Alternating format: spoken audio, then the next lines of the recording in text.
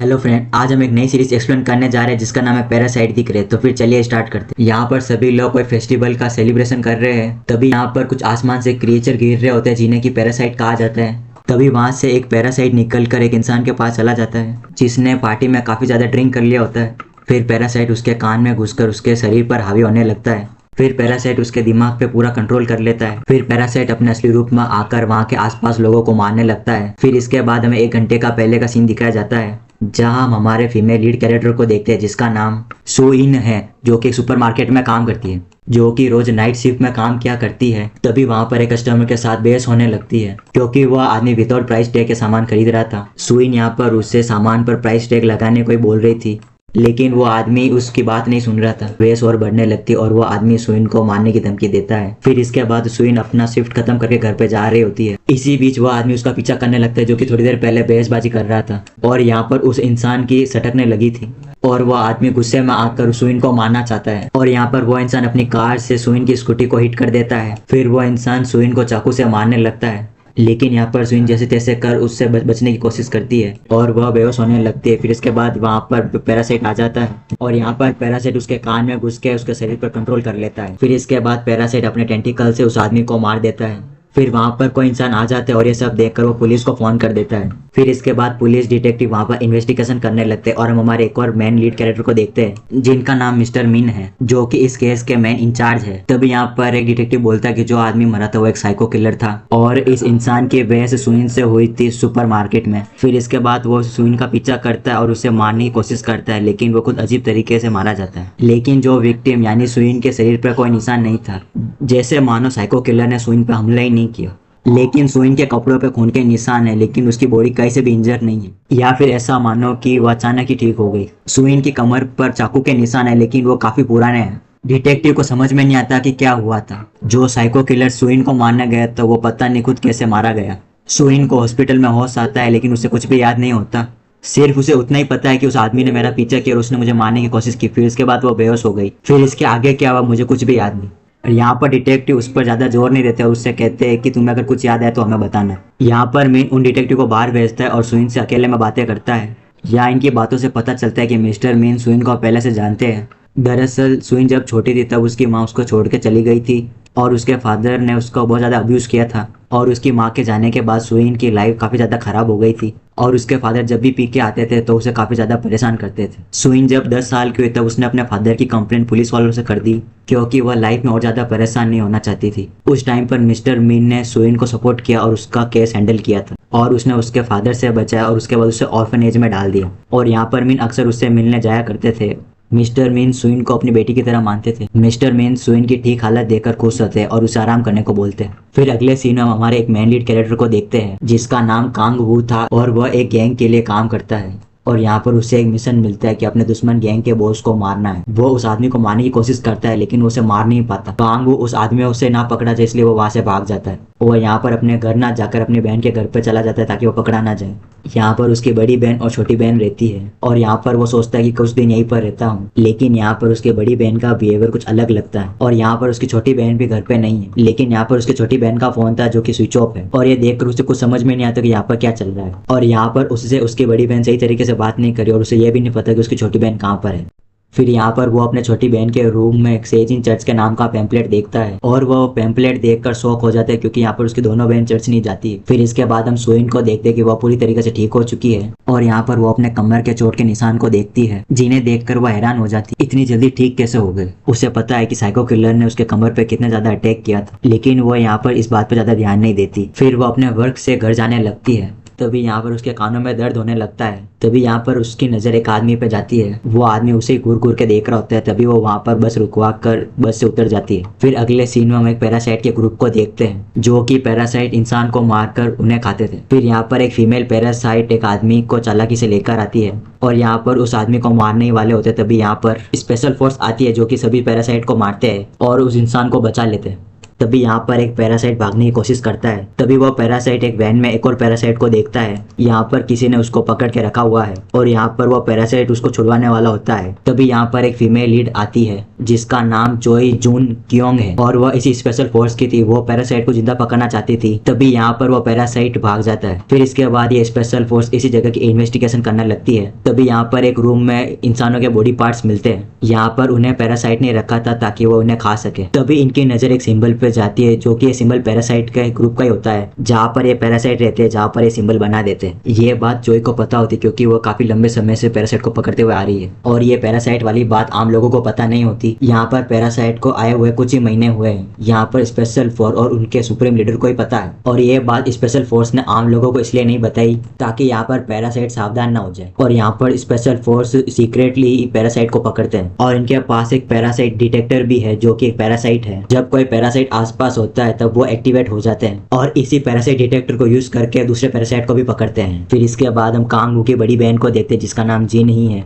वो भी एक पैरासाइट है और वो बस वाला आदमी जो सुइन को घूर रहा था वो भी एक पैरासाइट है और उस पैरासाइट ने अपने सेंस से पता कर लिया था कि सुइन भी एक पैरासाइट है और वो पैरासाइट जिन ही पैरासाइट को बता देता है ताकि वो लोग सुइन को अपने ग्रुप में शामिल कर सके और वो दोनों ही सुइन से मिलने जाते हैं। और यहाँ पर कांगू अपने बड़ी बहन का पीछा करता है क्योंकि उसे यहाँ पर कुछ गड़बड़ लग रहा था और हम सुइन को देखते हैं जो कि वो अपने घर जा रही होती है। तभी यहाँ पर सुइन उस आदमी को देखकर वहां से भागने लगती है और यहाँ पर दोनों सुइन को आकर घेर लेते हैं और यहाँ पर सुइन का बिहेवियर पैरासाइट जैसा नहीं होता इसलिए वो चेक करने के लिए सुइन पर अटैक करते हैं। तभी वहाँ पर सुइन का पैरासाइट जाग जाता है और सुइन का पैरासाइट बोलता है कि मैं भी तुम में से एक हूँ। तभी वो आदमी बोलता है कि तुम हमारे ग्रुप को ज्वाइन कर लो। तभी यहाँ पर उसे चर्च का पैम्पलेट देखकर वहां से चले जाते हैं और ये सब कुछ कांगू छुप के देख रहा होता है और वो ये सब देखकर हैरान हो जाता है कि उसकी बहन एक मॉन्स्टर है और वो यहाँ पर चुपके से भागने की कोशिश करते हैं लेकिन यहाँ पर सुइन उसे देख लेती है। तभी यहाँ पर सुइन का पैरासाइट उसे पकड़कर उसे पूछता है कि तुम हमें क्यों देख रहे थे। कांगू बोलता है कि मेरी बहन कुछ समय से अजीब बर्ताव कर रही थी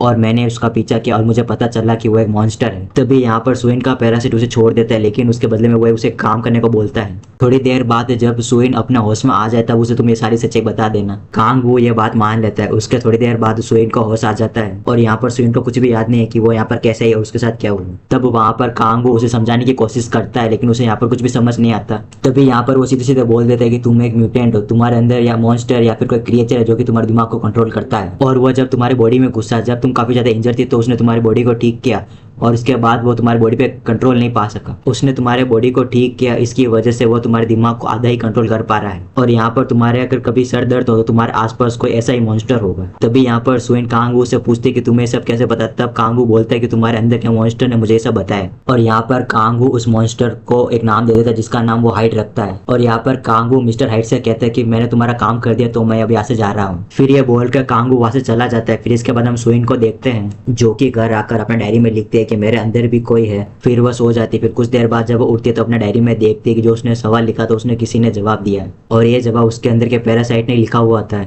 उस डायरी में ये लिखा हुआ है कि उस आदमी ने जो तुम्हें बताया वो बिल्कुल सच है और अगर तुम्हें कोई भी सवाल पूछना है तो तुम इस डायरी के जरिए मुझसे पूछ सकती हो। और यहाँ पर सुइन उस डायरी में बहुत सारे सवाल लिखते हैं कि तुम कौन हो, तुम मेरे बॉडी के अंदर क्यों है, तुम्हारा इरादा क्या है और ये लिखकर वो सो जाती है। फिर इसके बाद मिस्टर मिंग अपने जूनियर के साथ आते हैं जिसका नाम वॉन है। वो अपने पुलिस स्टेशन पे आते हैं और यहाँ पर वो देखते हैं कि यहाँ पर स्पेशल फोर्स है और यहाँ की सिक्योरिटी भी टाइट हो चुकी है और ये सब देखकर शॉक हो जाते हैं। फिर इसके बाद उन्हें पता चलता है कि यहाँ पर एक मीटिंग होने वाली है और यहाँ पर दूसरे पुलिस वाले भी आए हुए होते हैं और तभी यहाँ पर हमारी फीमेल लीड मिस्टर चोई भी आ जाती है और वह वहाँ आकर अपना इंट्रोडक्शन देने लगती है और वह यहाँ पर सभी को पैरासाइट के बारे में जानकारी देती है और यहाँ पर इसी के साथ एक मरे हुए पैरासाइट की बॉडी भी दिखाती है और वह यही बॉडी है जिसने फेस्टिवल में अटैक किया था और हमने इसका वीडियो सोशल मीडिया से भी हटा दिया ताकि पैरासाइट के बारे में किसी को पता ना चले। कुछ महीने पहले ही पैरासाइट के अंश इस धरती पे गिरने लगे और ये धीरे धीरे पूरे विश्व में फैलने लगे लेकिन इनकी संख्या ज्यादा कोरिया में है और ये पैरासाइट इंसान के कान, नाक, मुंह से घुस के उनके दिमाग पे कंट्रोल कर लेते हैं और इंसान का शरीर तो मर जाता है लेकिन ये पैरासाइट जिंदा रहते हैं और दूसरे इंसानों को मारकर अपना पेट भरते हैं और पैरासाइट को पहचानना मुश्किल क्योंकि ये पैरासाइट बिल्कुल इंसान की तरह दिखते हैं। तभी यहाँ पर एक आदमी पूछता है कि हम उन्हें कैसे मारेंगे। तभी यहाँ पर मिस्टर चोई कहती कि पैरासाइट अकेले कुछ भी नहीं कर सकते,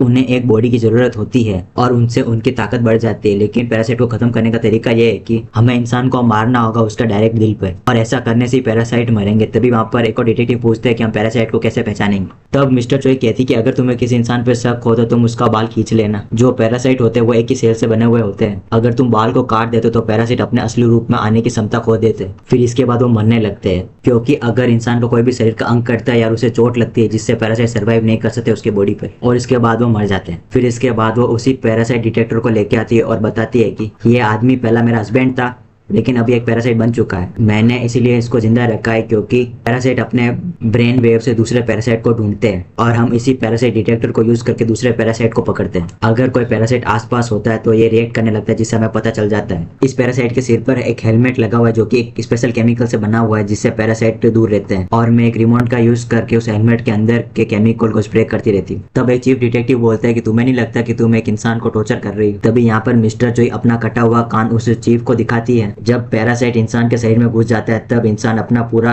होश खो बैठता है, और इसी ने ये मेरा कान काटा है। फिर अगले सीन में हमें मिस्टर चोई का फ्लैशबैक सीन दिखाया जाता है। वो पहले किसी भी स्पेशल फोर्स में नहीं थी, वो एक फेमस प्रोफेसर थी जो कॉलेज के बच्चों को पढ़ाती थी। उसी के साथ अपने सेल्फ डिफेंस के लिए मार्शल आर्ट भी सीखा था, या बोले तो फाइटिंग स्किल सीखी थी। जब एक दिन मिस्टर चोई अपने पति के साथ सुपरमार्केट में आती शॉपिंग करने के लिए, तभी एक पैरासाइट ने उसके पति के दिमाग पे कंट्रोल कर लिया था। वो ही पहला दिन था जब पैरासाइट धरती पे गिरने लगे थे। उस दिन उसके हस्बैंड ने सुपरमार्केट को पूरा डिस्ट्रॉय कर दिया था, सभी लोगों को मारने लगा था। उसी दौरान मिस्टर चोई का कान काट दिया था। फिर ये मिस्टर चोई देखकर हैरान हो जाती है, लेकिन जैसे तैसे कर उसके हस्बैंड को एक रूम में बंद कर देती है। फिर इसके बाद मिस्टर चोई ने स्पेशल फोर्स ज्वाइन कर ली ताकि वो सभी पैरासाइट का खात्मा कर सके और अपना बदला भी ले सके। और मिस्टर चोई काफी ज्यादा होशियार थी और वो मार्शल आर्ट में एक्सपर्ट है, इसलिए उसे टीम दी ग्रे का लीडर बना दिया जाता है। फिर इसके बाद हम सुइन को देखते हैं जो कि अब जाग चुकी है और अपने डायरी में देखते हैं कि दी पैरासाइट ने कुछ लिखा इस डायरी में। फिर सुइन उस डायरी को पढ़ती है जिसमें पैरासाइट ने लिखा कि पहले मैं एक लार्वा था और मैं धरती पे इसलिए आया ताकि मैं इंसानों के दिमाग पे कंट्रोल पा सकूं, और मुझे तुम मिली और मैं तुम्हारे दिमाग पे कंट्रोल करना चाहता था, लेकिन तुम्हारी बॉडी काफी ज्यादा डैमेज, इसलिए मैंने तुम्हारी बॉडी को पूरा हील किया। लेकिन मुझे नहीं पता था कि ऐसा करने से मैं तुम्हारे दिमाग पे पूरा कंट्रोल नहीं पा पाऊंगा। मैं तुम्हारे दिमाग को तभी कंट्रोल कर सकता हूँ जब तुम किसी डेंजर सिचुएशन में हो, ताकि हम दोनों सुरक्षित रह सके। मैंने एक एक्सपेरिमेंट किया जिससे मुझे पता चला कि मैं सिर्फ तुम्हारे दिमाग पे 15 मिनट तक कंट्रोल पा सकता हूँ। मैं कम से कम टाइम का यूज करो ताकि सही वक्त आने पे मैं अपना इस मतलब पूरा कर सकूँ। और तुम्हें जिन लोगों के साथ अच्छी फीलिंग है वो भी हमारे जैसे ही पैरासाइट है, और वो भी पता कर सकते हैं कि तुम भी हमारे में से एक हो। लेकिन अगर उन्हें यह पता चल जाता है कि मैं तुम्हारे दिमाग पे पूरा कंट्रोल नहीं पा सका तो वो तुम्हें खत्म कर देंगे, और जितना हो सके तुम उतना ही सेफ रहना। अगर तुम मुझे देखना चाहती हो तो तुम्हारे फोन में एक वीडियो बनाया है। फिर सुइन अपने फोन में उस वीडियो को देखती है जिसे देखकर वह शॉक हो जाती है। फिर इसके अगले सीन में हम कांगवू को देखते हैं जो कि अपने गैंगस्टर दुश्मन के बॉस के बंदों से लड़ाई कर रहा होता है। यहाँ पर इन्हें मारकर जैसे तैसे कर यहाँ से भाग जाता है और अपने एक दोस्त को फोन करता है और पूछता है कि उनको कैसे पता चला कि मैं यहाँ पर रहता हूँ। तभी उसका दोस्त बोलता है कि मैं तुम्हें लेने के लिए आता हूँ, लेकिन कांगवू उसे मना कर देता है और उससे कहता है कि मुझे एक इंपॉर्टेंट काम है, मैं तुम्हें एक एड्रेस सेंड करता हूँ, तुम मुझे 9 बजे के आसपास मिलना। फिर अगले सीन में मिस्टर मीन को देखते हैं जिन्हें कि शक हो रहा है कि सुइन भी एक पैरासाइट तो नहीं है। जो हादसा कई महीनों पहले सुइन के साथ हुआ था उस वक्त उसे कोई भी चोट नहीं लगी थी, लेकिन वो साइको किलर मारा जाता है और सुइन के कपड़ों पे खून के निशान होते हैं, लेकिन पता नहीं वो कहाँ से आए। और यहाँ पर मिस्टर मीन को लगता है कि पैरासाइट ने उसके बॉडी को ठीक किया है, इसी वजह से उसकी बॉडी ठीक हो गई, लेकिन उसके खून के निशान इसके कपड़ों पे रह गए। लेकिन यहाँ पर मिस्टर मीन कंफर्म नहीं होते, इसलिए वो सुइन से मिलने के लिए जाते हैं सुपरमार्केट में और वो दोनों ही बातें करने लगते हैं। इसी बीच मिस्टर मीन सुइन का बाल खींच लेते हैं, लेकिन सुइन को कुछ भी नहीं होता। इससे ये बात कंफर्म थी कि सुइन ठीक है, और ये देखकर मिस्टर मीन खुश हो जाते हैं और जाते समय सुइन को एक की चेन गिफ्ट कर देते हैं, और ये देखकर सुइन खुश हो जाती है और अपने चाबी के साथ बांध देती है। फिर इसके बाद जब सुइन अपना काम करके घर पे जा रही थी, इसी बीच कांगवू की बड़ी बहन और वो ओल्ड मैन आ जाते हैं। वो दोनों सुइन को अपने साथ चर्च लेके जाना चाहते थे और ये देखकर वो काफी ज्यादा घबरा जाती है, लेकिन उन्हें वो मना भी नहीं कर सकती ताकि उन पर शक ना हो, इसलिए वो कार में बैठ जाती है। हम एक चर्च को देखते हैं जो कि जंगल के बीचों बीच था,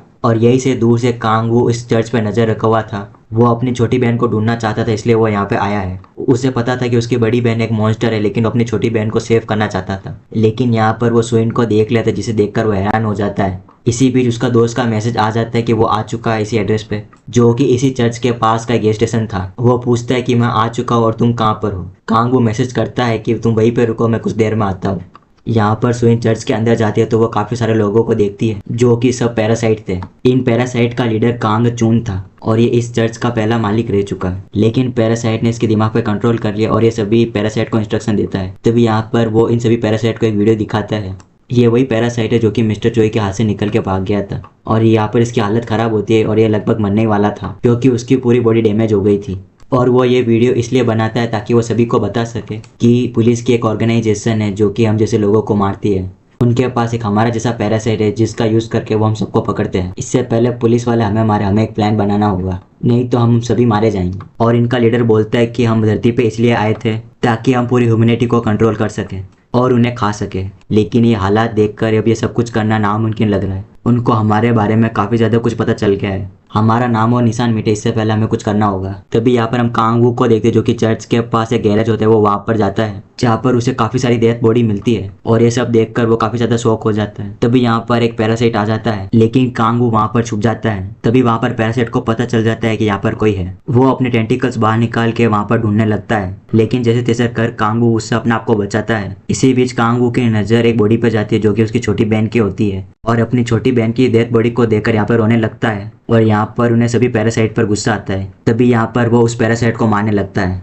यहाँ पर कांग वो उस पैरासाइट को गैरेज में बंद करके भाग जाता है। तभी यहाँ पर सभी पैरासाइट को पता चल जाता है कि यहाँ पर कोई इंसान आया है। तभी यहाँ पर उनका लीडर उन सभी को ऑर्डर देता है कि जाकर इंसान को खत्म कर दो और यहाँ पर सभी पैरासाइट निकल जाते हैं, उनके साथ सुइन भी निकल जाती है। और यहाँ पर कांगू भाग रहा होता है उसी बीच में और उसे वही गैंगस्टर के लोग मिल जाते हैं। कांगू उन्हें समझाता है कि ये जगह काफ़ी ज़्यादा डेंजरस है, यहाँ से भाग जाओ, लेकिन वो उसकी बात नहीं सुनते। इसी बीच यहाँ पे पैरासाइट आ जाते हैं जो कि एक एक करके इन लोगों को मारने लगते हैं और इसी बात का फायदा उठाकर कांगू यहाँ से भाग जाता है। इसी बीच उसे सुइन मिल जाती है। अब दोनों ही साथ में भाग जाने लगते हैं। वो गैस स्टेशन जाते हैं जहाँ पर कांगू का दोस्त है और वो सभी लोग कार लेके भाग जाते हैं। तभी कांगू का दोस्त उससे पूछता है कि यहाँ पे क्या हो रहा है, तुम भाग क्यों रहे हो और उन गैंगस्टर लोगों का क्या हुआ। और ऐसी बात करने से कांगू को शक हो जाता है कि उसी ने उसकी लोकेशन उन गैंगस्टर को बताई है और यहाँ पर उसका दोस्त उसको चाकू से अटैक कर देता है। इसी बीच में ओल्ड मैन का पैरासाइट आ जाता है और यहाँ पर तभी सुइन का पैरासाइट भी एक्टिवेट हो जाता है और यहाँ पर उन दोनों के बीच में फाइट होने लगती है। इसी फाइट के दौरान कांगू का दोस्त घायल हो जाता है और यहाँ पर कार आउट ऑफ कंट्रोल होकर खाई के पास चली जाती है और यहाँ पर कांगू को अपने दोस्त की फिक्र होती है और उसे उठाने की कोशिश करता है और उसे यकीन नहीं होता कि उसके दोस्त ने उसको फंसाने की कोशिश की है। और यहाँ पर उसका दोस्त बोलता है कि हमारे बॉस ने कहा था कि मैं तुम्हें मरवा दूं और यहाँ पर तुम्हें बेच दिया है यून के आदमियों को और तुम्हें अब सेफ रहना होगा। और ये कहकर उसका दोस्त मर जाता है। और यहाँ पर हम उन दोनों को देखते हैं जो कि अभी तक फाइट कर रहे हैं और यहाँ पर ओल्ड मैन को पता चल जाता है कि सुइन उनमें से एक नहीं है, वो एक म्यूटेंट है और यह बात वो अपने लीडर को बताने के लिए जा रहा था। तभी इसी बीच सुइन का पैरासाइट उसे मार देता है। फिर इसके बाद सुइन को होश आ जाता है और उसकी नजर कांगू के कार पे जाती है और सुइन उसे बचाने के लिए जाती है लेकिन उसकी जान भी खतरे में पड़ जाती है। तभी यहाँ पर हाइड उसको बचा लेता है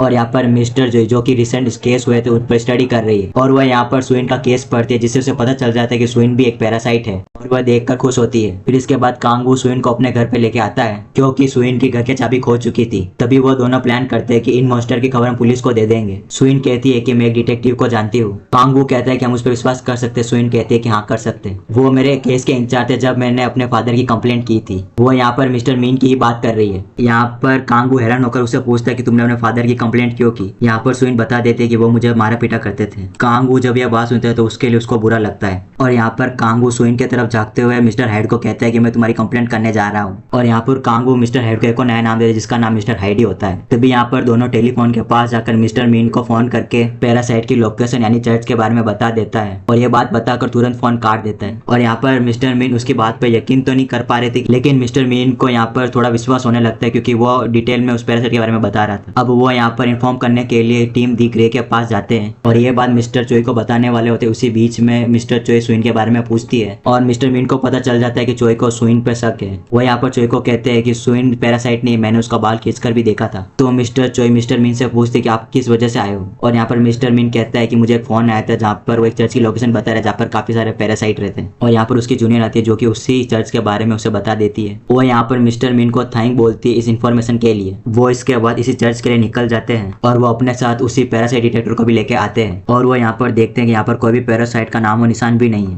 बस यहाँ पर उन्हें गैरेज में इंसानों की डेथ बॉडी मिलती है और यहाँ पर मिस्टर मीन को एक चाबी मिलती है जिससे उन्हें पता चल जाता है कि यहाँ पर सुइन भी आई थी क्योंकि यही की चेन उन्होंने सुइन को गिफ्ट दिया था। वो चुपके से उस चाबी को अपने जेब में डाल लेते हैं और यहाँ पर मिस्टर चोई ये करता उन्हें देख लेती है और यहाँ पर मिस्टर चोई को शक होता है कि वो मुझसे कोई चीज छुपा रहे हैं या फिर यहाँ पर वो किसी को बचाने की कोशिश कर रहे हैं। हम यहाँ पर मिस्टर मीन के जूनियर मिस्टर वॉन को देखते हैं। हम यहाँ पर देखते हैं कि वो पैरासाइट के साथ मिला हुआ है और वो ही पैरासाइट को पुलिस की सारी इन्फॉर्मेशन देता है। इसके बदले में पैरासाइट उससे काफी सारा पैसा देते हैं। यहाँ पर पैरासाइट का लीडर उसको ऑर्डर देते हैं कि तुम जाकर हंटिंग डॉग को मार दो। वही पैरासाइट जो कि मिस्टर चोई के हस्बैंड के अंदर है, वो यहाँ पर खुद जाके उसको नहीं मार सकते हैं। अगर वो यहाँ पर कोशिश करते हैं तो यहाँ पर मिस्टर चोई को पता चल जाएगा, इसीलिए ये काम मिस्टर वॉन को करने के लिए बोलते हैं और यहाँ पर मिस्टर वॉन यहाँ पर ये बात मान लेता है। और यहाँ पर मिस्टर मीन सुइन को फोन करके अपने पास मिलने को बुलाते हैं और वो कहती है कि मैं आपको मैसेज करके थोड़ी देर में बताती हूँ। और फिर ये बात वो कांगू से डिस्कशन करने लगती है और कांगू कहता है कि तुम उन्हें अम्यूजमेंट पार्क में मिलने के लिए बुला लो। फिर यहाँ पर सुइन मिस्टर मीन को अम्यूजमेंट पार्क का एड्रेस भेज देती है। इसके तुरंत बाद मिस्टर मीन वहाँ से निकल जाते हैं और इसी बीच मिस्टर चोई भी उनका पीछा करने लगती है। फिर इसके बाद हम अबेंडेंड अम्यूजमेंट पार्क को देखते हैं जहाँ पर कांगू सुइन मिस्टर मीन को मिलते हैं। मिस्टर मीन कांगू से पूछते कि तुम कौन हो। यहाँ पर कांगू बोलता है कि मैं सुइन के ऑर्फनेज का दोस्त हूँ। यहाँ पर मिस्टर मीन सुइन को चाबी देते हुए उससे पूछते हैं कि तुम चर्च में गई थी, तुमने वहाँ पे क्या देखा?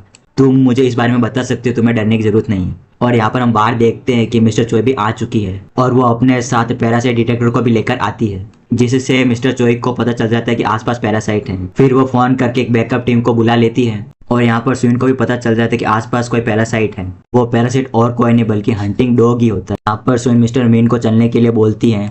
यहाँ पर मिस्टर मीन उससे पकड़ कर उससे पूछते हैं कि तुम कौन हो, तुम सुइन हो या फिर कोई और वो कांगू को पकड़ कर भी पूछते हैं कि तुम कौन हो।